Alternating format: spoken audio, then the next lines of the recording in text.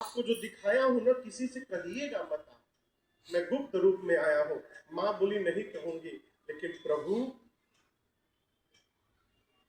बार बार कौशल्या विनय करे कर जो। बार बार मां हाथ जोड़कर प्रार्थना करती है राम जी से। क्या अब सोचिए, मां कितनी बड़ी है, राम जी छोटे हैं अभी, लेकिन छोटे राम जी के आगे मां हाथ जोड़ के खड़ी है। कहती है प्रभु अब जनी कबहू व्यापै प्रभु मोहि माया तो। हे नाथ, आज के बाद आपकी माया मुझे कभी व्याप्त न हो। आप सोच सकते हैं, राम को जन्म देने वाली मां कौशल्या भी राम जी की माया से मुक्त नहीं हो पाई। सरकार, यदि कौशल्या मुक्त नहीं हो पा रही है तो हमारी आपकी क्या औकात है, क्या मुक्त हो जाएंगे? मां को प्रार्थना करनी पड़ी कि प्रभु मुझे अपनी माया से मुक्त करिए, और राम जी ने उसी समय मां कौशल्या को अपनी माया के आवरण से मुक्त कर दिया, प्रभाव से मुक्त किया प्रभु ने। इसका प्रमाण देता हूं मैं आपको। माता पिता में सबसे अधिक प्रेम कौन करता है पुत्र को? जोर से बोलिए, मां। परंतु दर्शन करिए, राम जी बन गए तो दशरथ जी रोते रोते प्राण त्याग दिए, अब मां कौशल्या को कुछ नहीं हुआ। क्यों?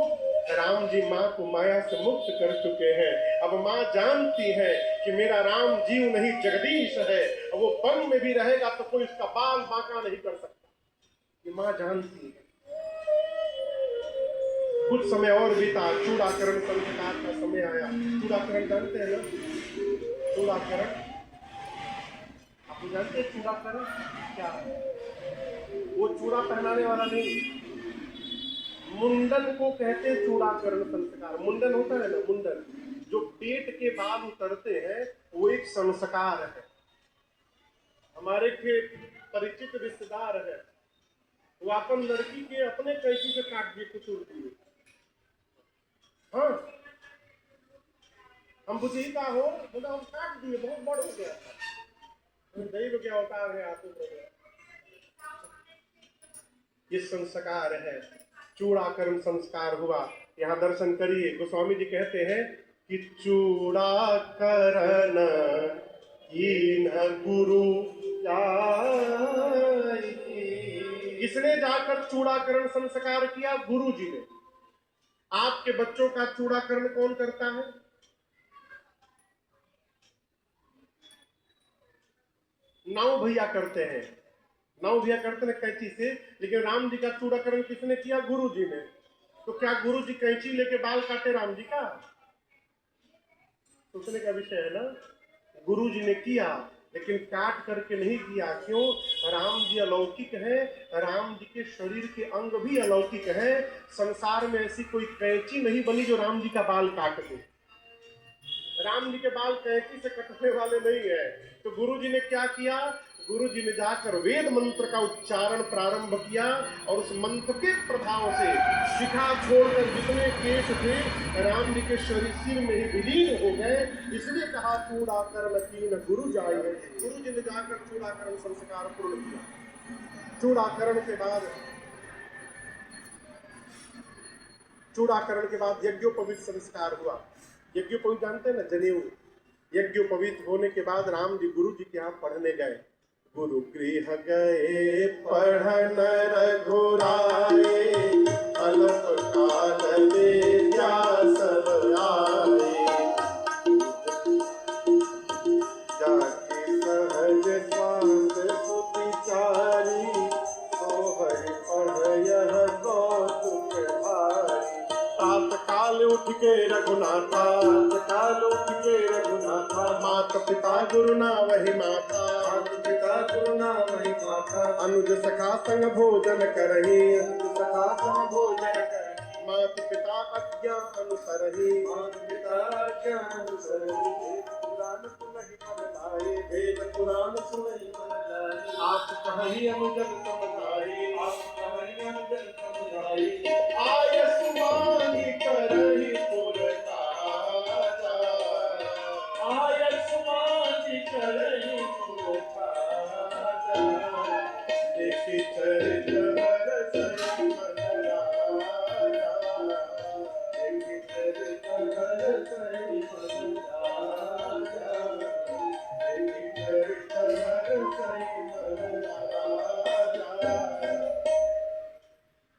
जी यज्ञोपवीत के बाद गुरु आश्रम पढ़ने के लिए गए। क्या पढ़े? वेद पुराण पढ़े। पहले स्वयं सुनते थे, फिर भाइयों को सुनाकर समझाते थे। वेद पुराण के साथ संस्कार पढ़े। क्या संस्कार?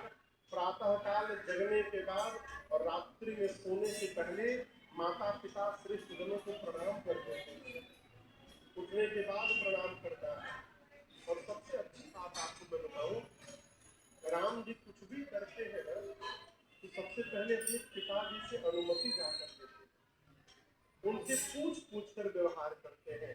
और राम जी के चरित्र को देख करके श्री चक्रवर्ती जी महाराज गदगद हो गए। राम जी पढ़ कर आए और गोस्वामी जी कथा को लेकर बक्सर पहुंचे। कहाँ पहुंचे भैया? बक्सर के बारे में आप लोग कुछ जानते हैं? कोई नहीं जानता।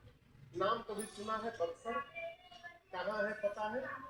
बिहार में, बिहार की राजधानी पटना है, उसके बगल में एक जिला है आरा, और आरा के बगल में जिला है बक्सर। गंगा जी का किनारा है वहां पर बक्सर में। यहाँ बिहार के लोग हैं।